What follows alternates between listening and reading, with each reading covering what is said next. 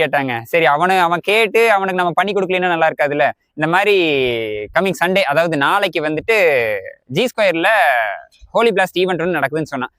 Okay சரி நல்லதுடா. எவ்வளவு பேர் வருவான்னு கேட்டது 4ல இருந்து ஒரு 5000 பேர் 6000 பேர் எக்ஸ்பெக்ட் பண்றா அப்படின்னா நல்ல செலிபிரிட்டிஸ் எல்லாரும் வர்றாங்க சொல்லி சொன்னான். சரி ஓகே நம்ம என்ன அது அவனுக்கு பண்ணணும் அப்படின்னு பார்த்தா இந்த வெயில்ல அவனுக்கு மழை வேணும்னு கேட்டானுங்க.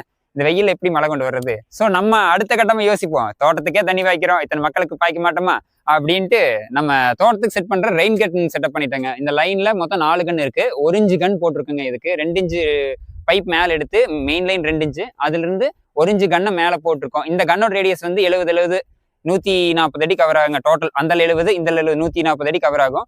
ஒரு சேஃப்டிக்காக 2 இடத்துல லோடு பத்தினா என்ன பண்றதுங்கிறதுக்காக 2 இன்ச்சு பால் செட் பண்ணிருக்குங்க. எல்லாம் சரி, எல்லாம் ஓகே. தண்ணியும் கிடையாது, கரண்ட்டும் கிடையாது. ஸோ அது எப்படி பண்றது? தண்ணிக்கு ஏதோ ஒரு ஆப்ஷன் பண்ணிக்கலாம். என்ன, தண்ணி லாரி எடுத்துட்டோம். அண்ட் கரண்ட் இல்லையே, அப்ப தண்ணி கொண்டு வர்றதுக்கு என்ன பண்ண முடியும்? பெட்ரோல் இன்ஜின்ங்க, 3 HP பெட்ரோல் இன்ஜின். இன்லெட் வந்துட்டு 1.5 இன்ச் இன்லெட் வரும். அவுட்லெட் வந்து 2.5 இன்ச்சுங்க. நம்ம அதுக்காக ஒரு கப்ளிங் ஒன்று போட்டு 2 இன்ச் இன்லெட்ல அப்படியே உள்ள கொடுத்துட்டேங்க. ஸோ இந்த ஈவெண்ட் நாளைக்கு நடக்கிற வீடியோவை அடுத்ததில் பார்க்கலாம்.